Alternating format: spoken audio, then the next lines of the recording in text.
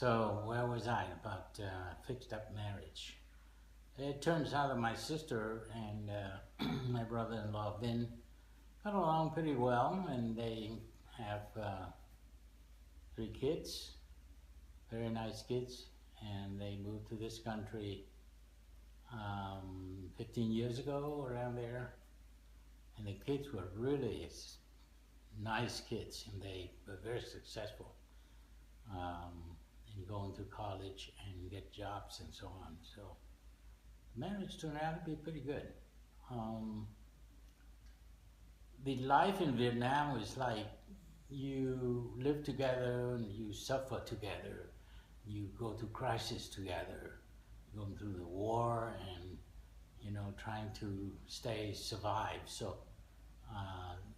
it's not really romantic. Maybe the first month or so, you could say that it's romantic, but after a few months, the marriage is just going downhill. It's just a life together. That was not much of a romantic romance idea or anything. So that summer I was free. After the summer I quit and went to Saigon, where I enrolled in the University of Saigon. After 3 months or so, I ran out of money, and with my parents having very little money as far as salary is concerned, I kind of dropped out and went into a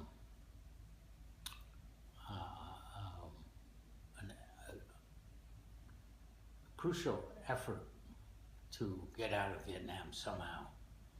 A friend of mine applied to a school in the Philippines and got a scholarship. Khan, he's still a friend of mine.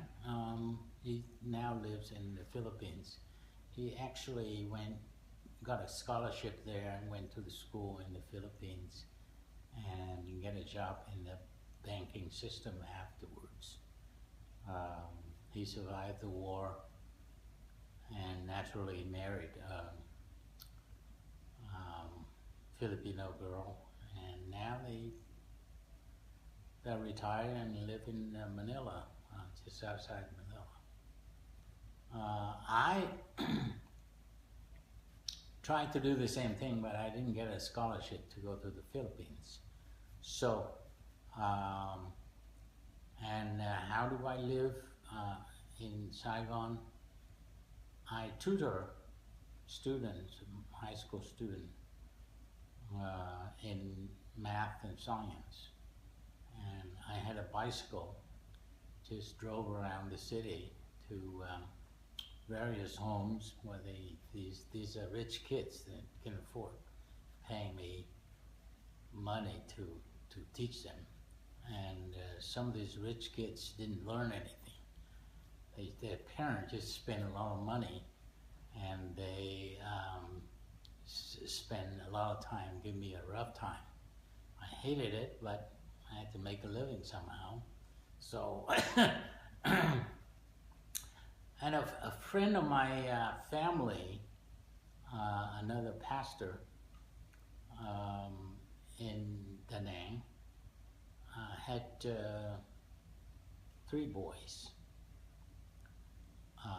I became a friend of 2 of those guys. When they moved to Saigon, they had a small apartment, so they invited me to stay with them. So the 3 of us stay in this tiny little apartment. I ride around in my bicycle to earn some money in tutoring and teaching these kids. Out of nowhere, there is a general.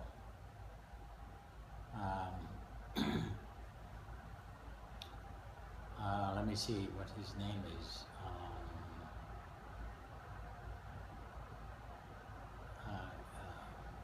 General Lay, he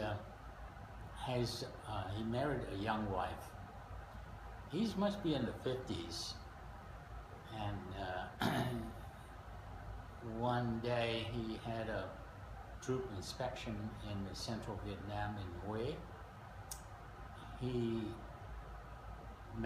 He saw this woman who was in a rural area. She was very poor, but she was very good looking.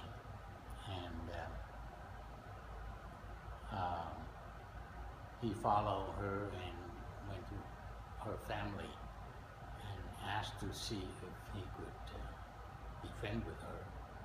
So he followed her around quite a bit. They ended up getting married. She was not too much older than I was, maybe 4 or 5 years older. He was very young. This guy, this general, was 50. The general has an aunt that went to my father's church in Da Nang. And the general knew that in the church community there's a lot of people that are working for the American missionaries or are friends with the missionaries, and they probably know English very well. So General asked this aunt to refer somebody to teach his wife English. And his wife lived in the rural area. I don't know whether she even graduated from high school or grade school. But the general entertained a lot of American in the military. So he wants his wife to be able to speak English. And, so she can entertain the officers. The aunt knew my parents very well, and knew that I just had a job interpreting for the troops in just south of Da Nang. So she said, "Oh, I know this boy. He's very sharp. He knows English very well. He probably can teach your wife." So one day the general sent somebody in a jeep that came over and picked me up. So I came over and met him and met his wife, and he said, "You better teach my wife how to speak English. I trust you, and I'll pay you well." So from then on, every day during the week, in the afternoon, a soldier with a jeep came and picked me up, and delivered me at their mansion. And I went in there and taught his wife English for a period of time. I made good income, and that's how I survived for a year. During that time, I was always working with the missionaries to see if I can get a scholarship or something in the U.S. But the American missionaries were peculiar. They still treated us as not equal as the Americans.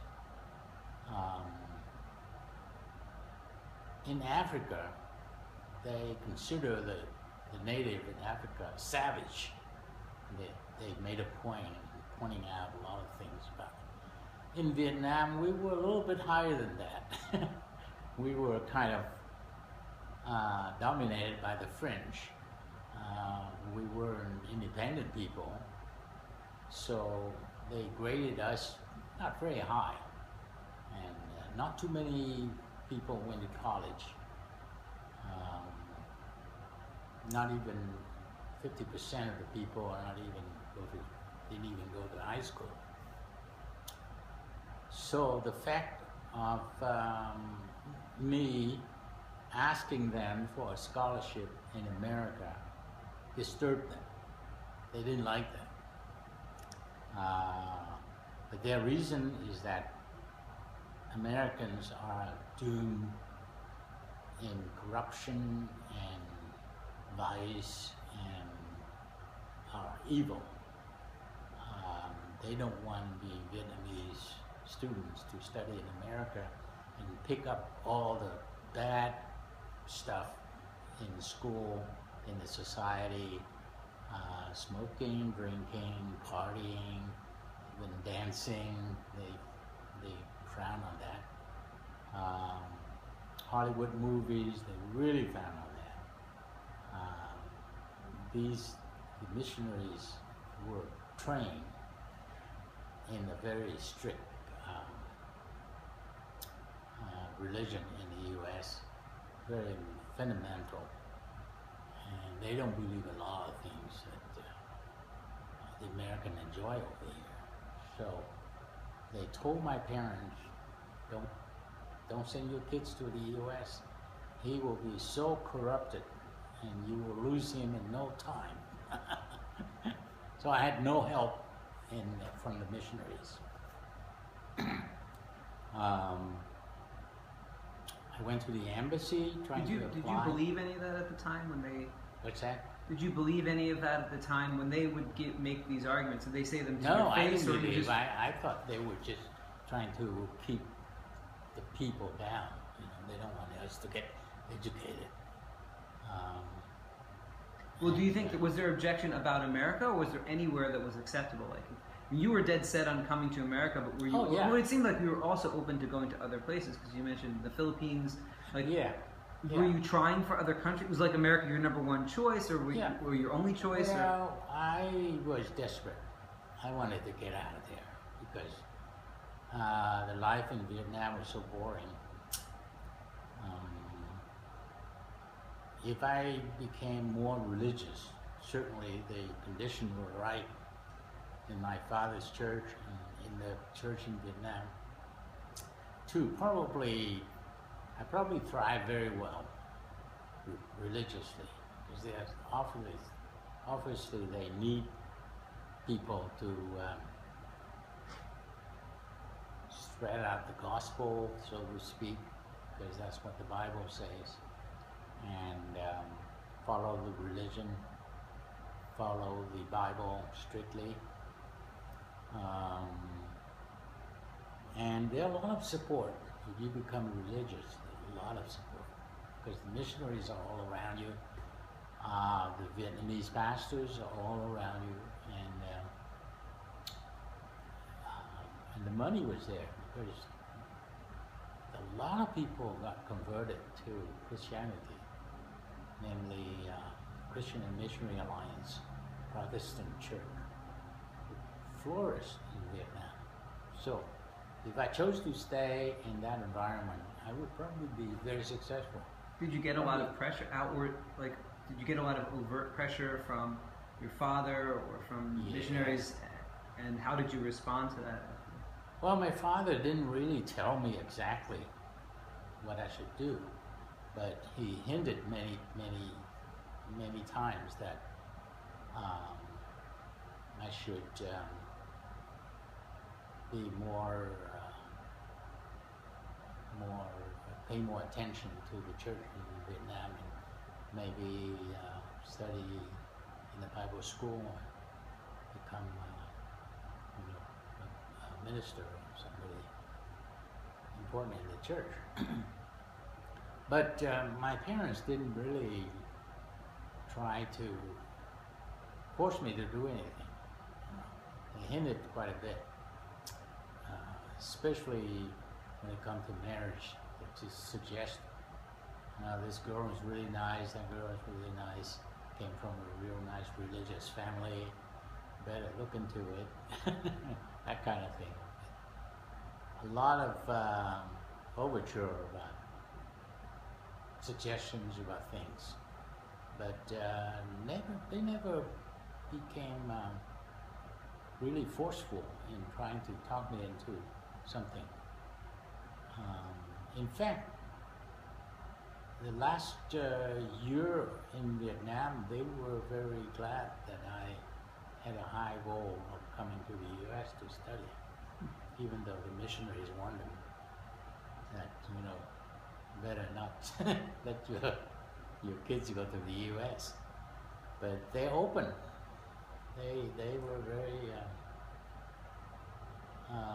very nice about receiving my idea of trying to get to America.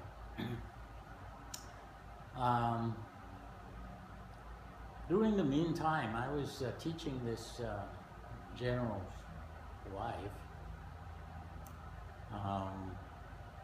Oh, that's a funny story. Since the wife is young and pretty, you know, a couple of months into the tutoring, the general seemed to be very jealous. I didn't know anything about it. And in teaching her, we were sitting very close together, and we were doing writing and correction or whatever together, and we were laughing, we were telling stories, and we had a good relationship, you know. And the general was very jealous, and one day he came down from upstairs and came directly to me and said that you gotta keep this relationship straight. You are not supposed to sit with her on this side of the table. You go over to the other side and sit opposite to her. So he dictated everything, and he warned me, you know, kind of threatened that you better watch out. This is my wife. And the wife's face was red. She was embarrassed, and but she didn't tell him. She didn't talk back to him. She just okay, you know. So Nghiem, you go sit over there.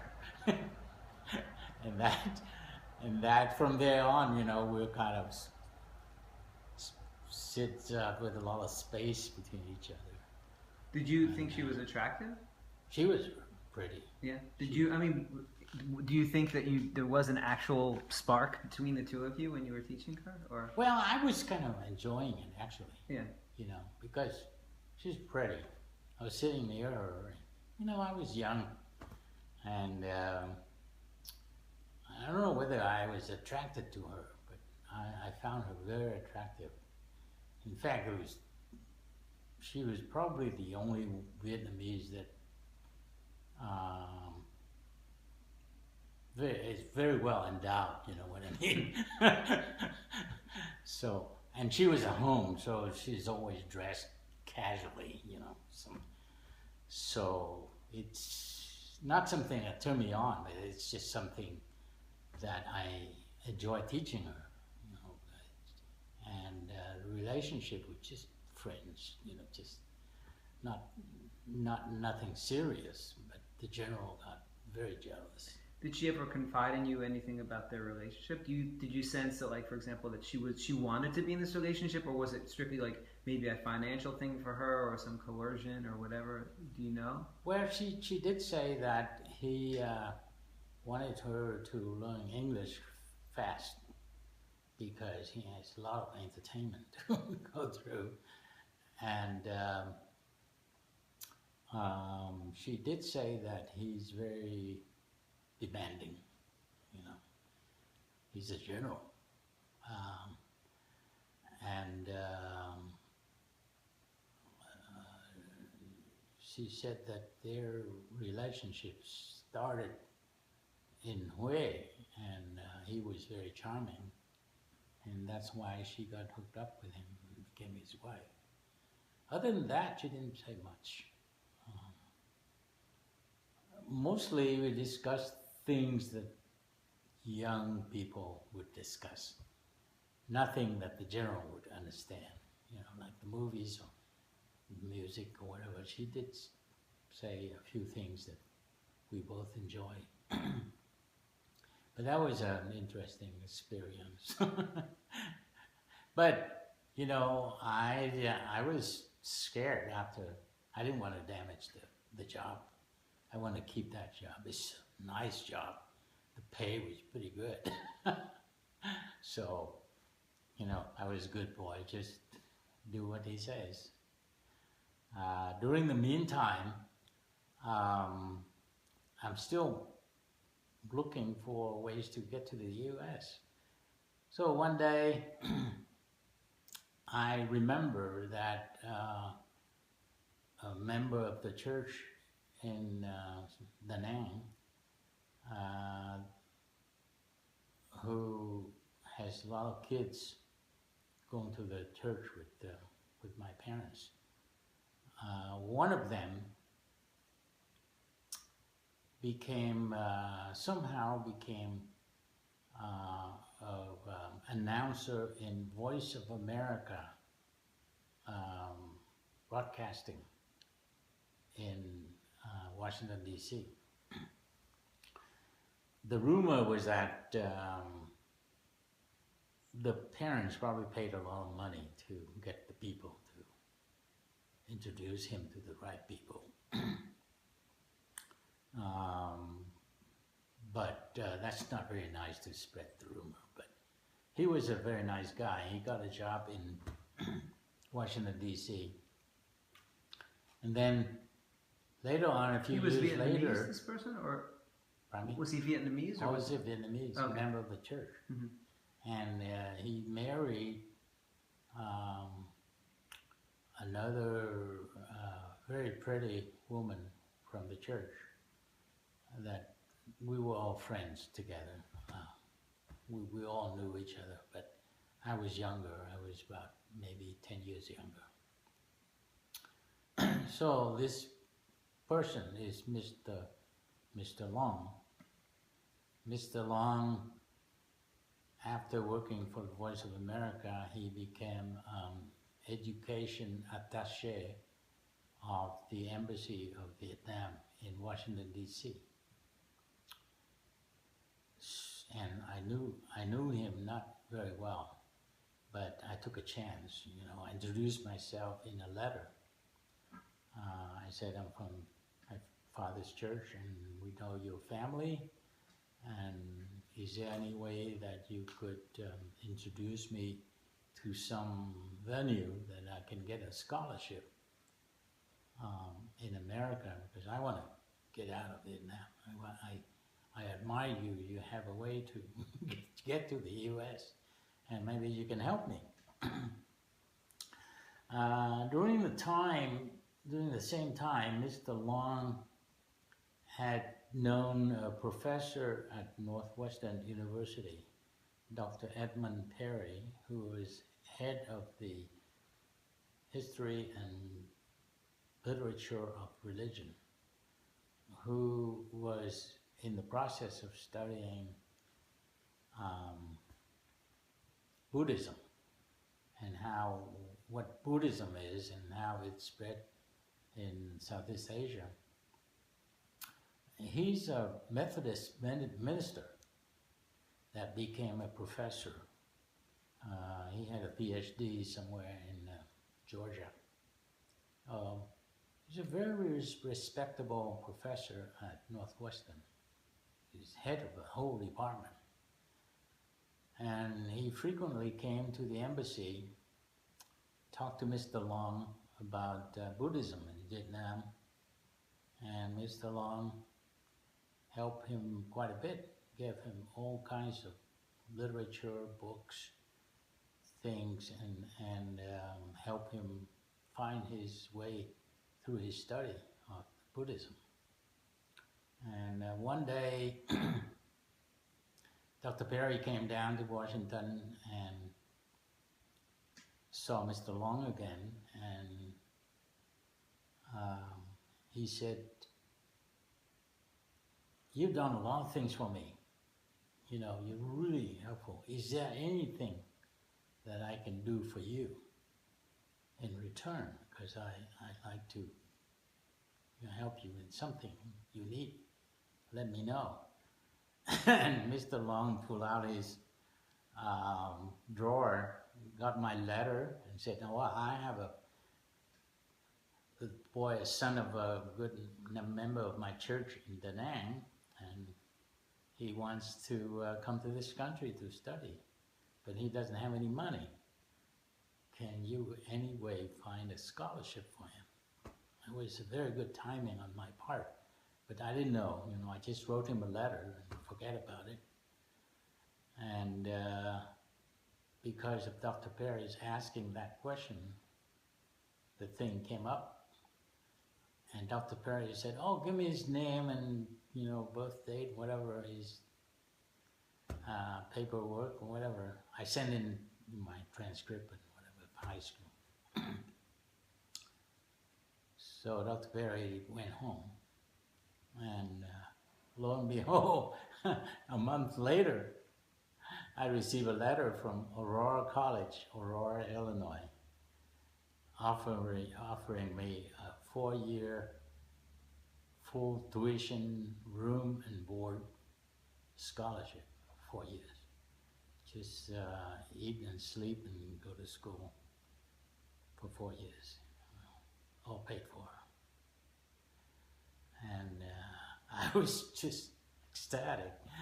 Was that a common program that they had then at the time, or was it something that was specially arranged for you? Do you know how many other people received that scholarship or something similar? Or was it part of your larger program? Or? Aurora, thanks to this registrar, director of admissions, Dr. Clyde Hewitt, he foresee that, you know, the educational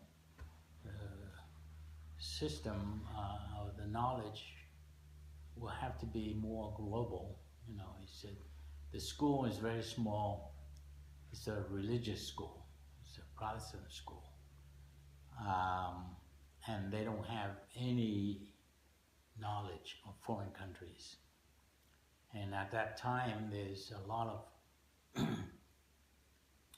fear of the communists. So there are people from Hungary who try to escape the communists. There are people in Vietnam that live in the south, but afraid of the communists take over someday. So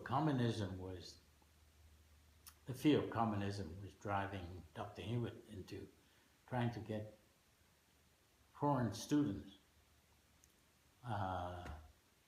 to the campus. So they have close to 10 to 12 foreign students each year going to school there. And the school the admission was 400 or 500 people there.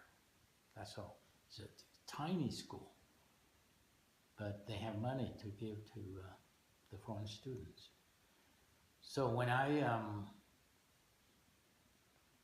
when I was offered a scholarship, later on when I came over, I found out that there's one student from Nigeria, one from Hungary, there's one from Germany,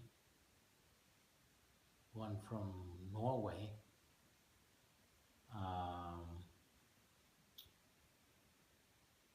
one from Hawaii, and at that time they treated Hawaii as a foreign country.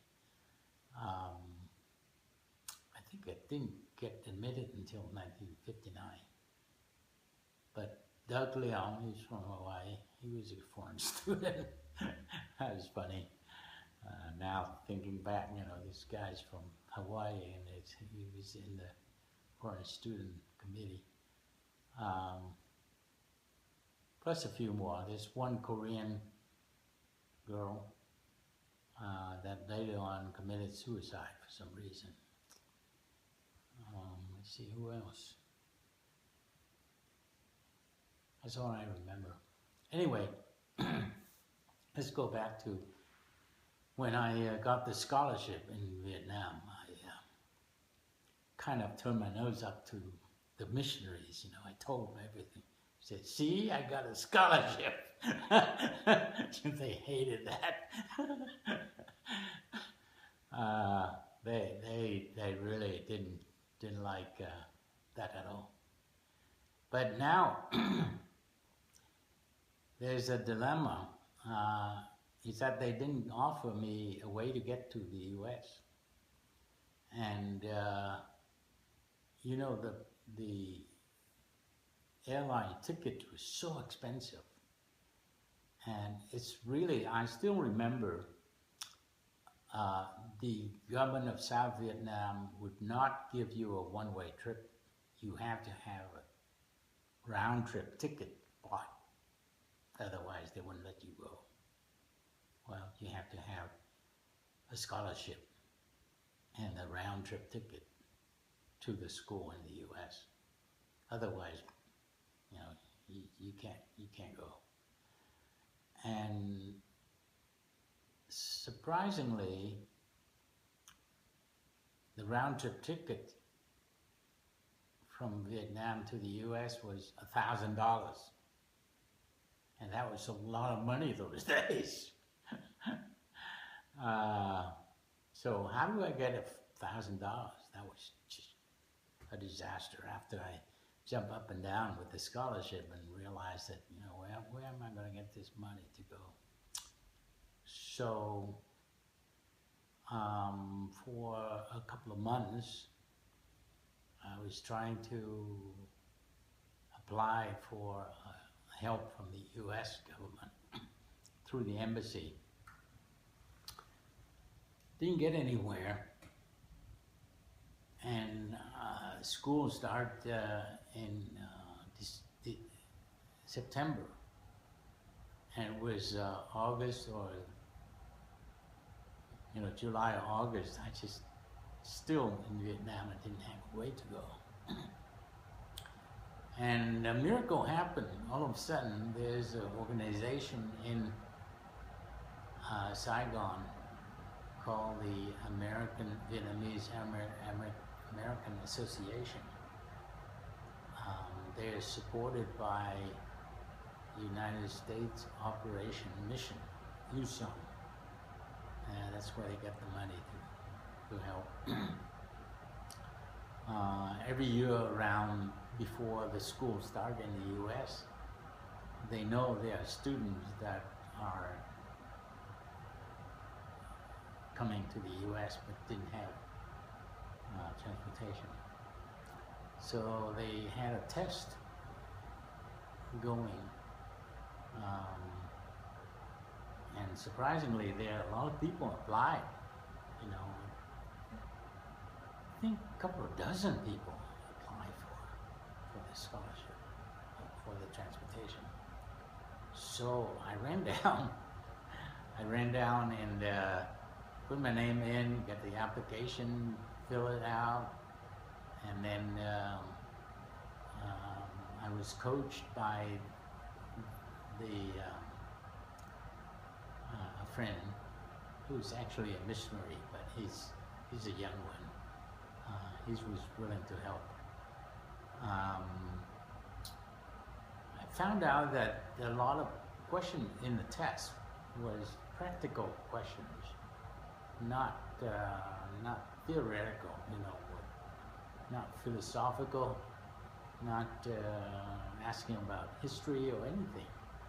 Just everyday, simple questions for everyday surviving, living. Like how to read the newspaper, where is the sports section is in the newspaper, where are the one-eye ads if you want to look for a job, where do you look in the newspaper? Let's see, American holidays, what do you do in the U.S.? What is football? How does a football play?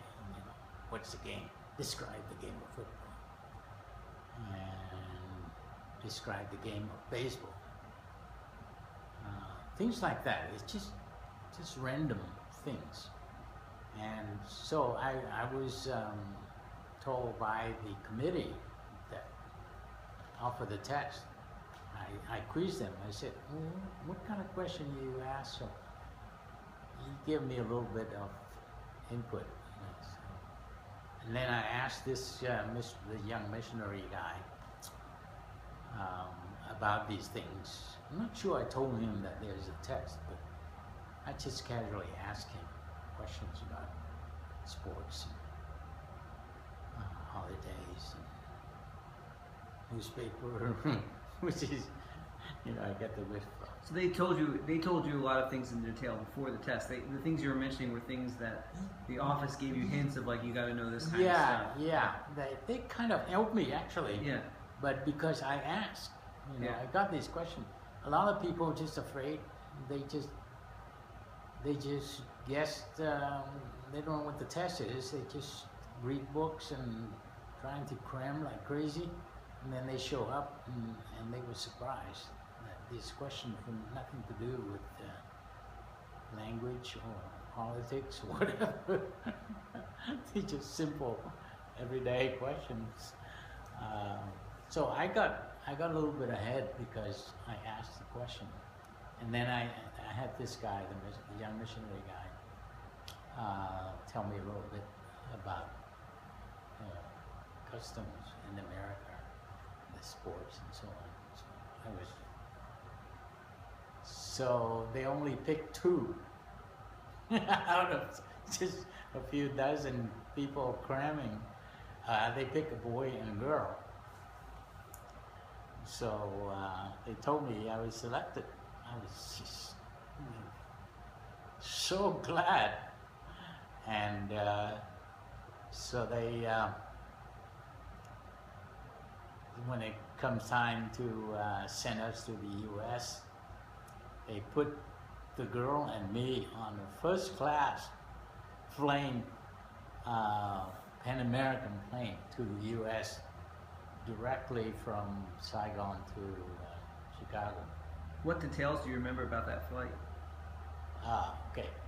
The flight was, I've never been outside of the country, of course. And I'm not sure I flew Air Vietnam within the city. Maybe once or twice. But they treat you like dirt, Some of the planes trip from one city and to another. It's so close that sometimes the door is open, and they have a piece of wood just close it so that you don't fall out.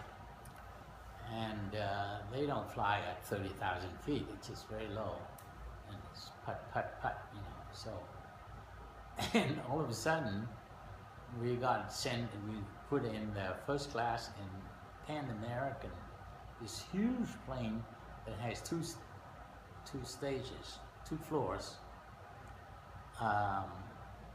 This was heaven. I mean, this girl and I didn't know crap about how to behave. They served drinks, liquor, and we both started drinking and got drunk right there. When comes dinner, we just couldn't eat. Had you been drunk before you got? No. This is the first time. Was it the first time you had ever drunk alcohol before? Or? Well, maybe I had a beer or 2 at home, but never got drunk. And so they keep on serving us liquor, and the girl was very critical. He said, "Don't be stupid, you gotta save some." I was just drinking, and she was very critical. She acted like, I'm a little brother, and I was mad. I said, "Don't tell me what to do." We were just 2 kids. And we found out that on this trip there were ministers in the government, and they were traveling in coach, and the Americans put us in first class, and that was weird. When I found that out, I just closed my eyes. I can't see that why did they do that? But that's how the Americans did in the pre-war area. They spend a lot of money, and sometimes it's very silly. You know, like sending 2 kids to the U.S. first class. That was very silly. And I didn't know how to dress, so I had no nice clothes. So I just wore shirts and short and sandals like I used to wear in Vietnam, and that looked really funny in first class. Like this idiot from the country. The girl didn't dress very well either. And one surprise immediately when they flew from Saigon to Hong Kong, first stop, the plane had mechanical problems. So they put us in the Peninsula Hotel, which is the first class hotel in Hong Kong. So we both like 2 little ducks, you know, just go into this fancy hotel, stay there for 3 days, and it turned out to be a weekend. The embassy of Vietnam in Hong Kong had a big party going on. So somehow we found out, and we called them, and we got invited to the party. And I remember it was so cold in Hong Kong, and I had the short sleeve shirt. So we both went there and really enjoyed. And the girl found out that the ambassador of Vietnam in Hong Kong was not a molester, but he liked to touch women. He likes to fondle. How did you find that out? Found out because the girl I was traveling with, she got groped by this guy. So later on she found out that, oh yeah, he does that all the time. That was really funny. So we stayed in Hong Kong for 3 days. They fixed up the plane. We flew to San Francisco, and this girl was flown to Minneapolis because that's where her school was. And I was flown to Midway Airport in Chicago. That was a fantastic trip. It's just very educational, it was eye-opening. This is the first time that we witnessed what it is life in like in the U.S. You know, we had no idea before it came over. It was the end of August, and I landed in Chicago, and I was telling you earlier about Dr. Perry, Edmund Perry, who got me the scholarship. So he met you at the airport? Yeah, he drove to the airport, met me at the airport, and drove me home to Evanston, Illinois, just north of Chicago. And I was telling you about going through Cicero, at the west side of Chicago, with all the black people, just tons of them, just were going mile after mile after mile, and well, I didn't see any white people. I was very confused. I told Dr. Perry, what is this? Are we landing in Africa? So he explained, you know, there are a lot of black people in this country. You know, so that's the first time I found out that there are tons of black people living here. What do you remember? Like, but your first impressions were like the airports, right? The U.S. airports was the first time you saw the U.S., right? Yes. What do you remember? Do you remember anything standing out from Like, you know, when you first landed, you knew you were in the U.S. and things you Yeah. saw, or... I was fascinated by the automatic door. You know, I was just going in and out, trying to see how it works. So, gee, this is weird, you know. Who opened these doors for us? It was very fascinating. Plus the people. You know, there are a lot of foreign people in San Francisco area. That was interesting. But gradually, when we got to the Midwest, and there's a lot less mixture between Asians and Americans, white Americans. But in San Francisco, we just saw a lot of Asians, and that was fascinating. Let's see what else. The weather was pretty cool. On the trip over, actually, Pan American had to stop in Guam and Guam Island and Wake Island, and we had a break there. So I walked around, and it was interesting to see the island. It's almost deserted, nobody there. But there are a lot of old plane wreck. In fact, I had a picture with a propeller. Just stood next to an old propeller that fell off a warplane or something. Who took the picture? Did you have a camera? Probably the girl. Oh, she had a camera? You know, I don't remember, but I had pictures.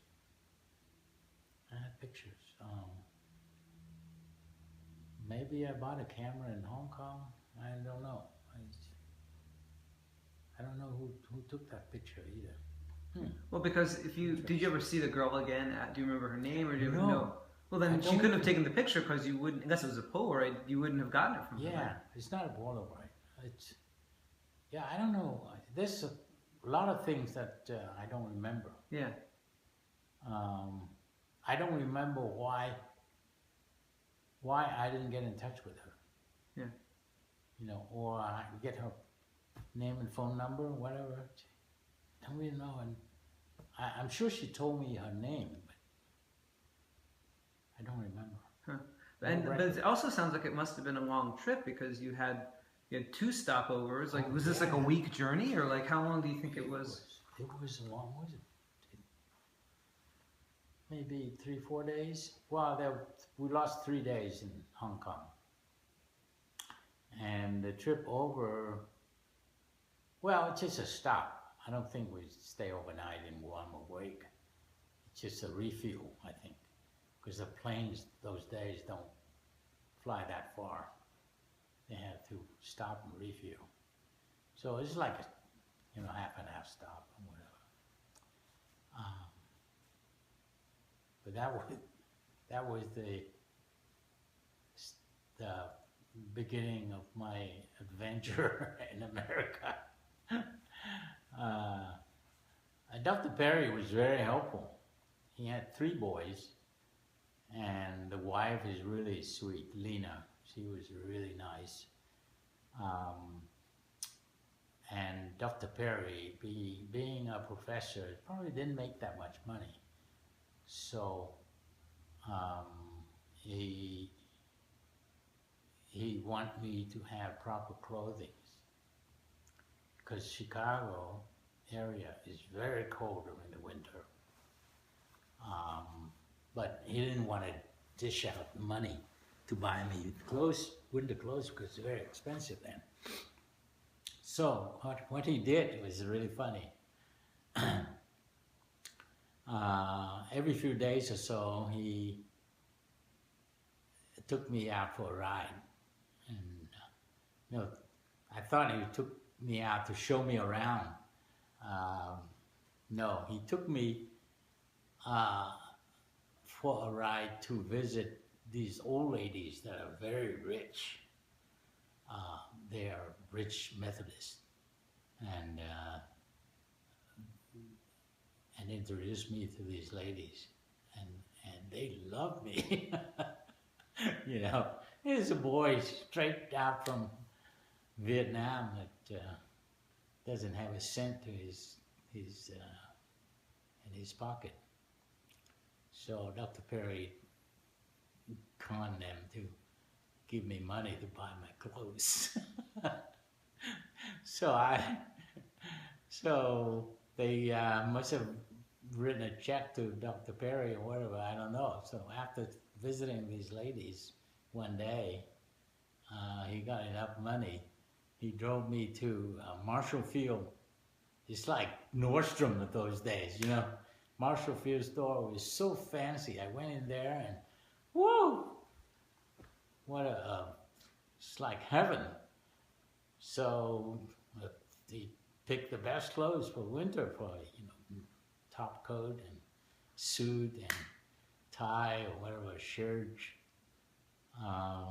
Bought thousands of dollars of clothing and shoes, and hat too. At that time, everybody wearing hats, so I got myself a hat. You have any pictures from those days? Yeah, I still have pictures. So that's how I got the spending money, because of Dr. Perry. He was very clever. These ladies were filthy rich. So did he give you an allowance? Like, did he give you money beyond the spending for the clothes, or it was just for that? No. Well, it's after he equipped me with clothes and a nice suitcase. Come time, you know, school starts. Forgotten, September or something, 1st of September. He drove me to Aurora, settled me down in the dormitory, and said, goodbye, good luck. You're on your own, and but you have a scholarship, don't worry. School was great. Maybe we should stop. We could stop there because we're almost at an hour. Yeah. And we'll pick up, like, because it's a good stopping point, you know. Yeah, that's a good. Yeah, That's and right. then we can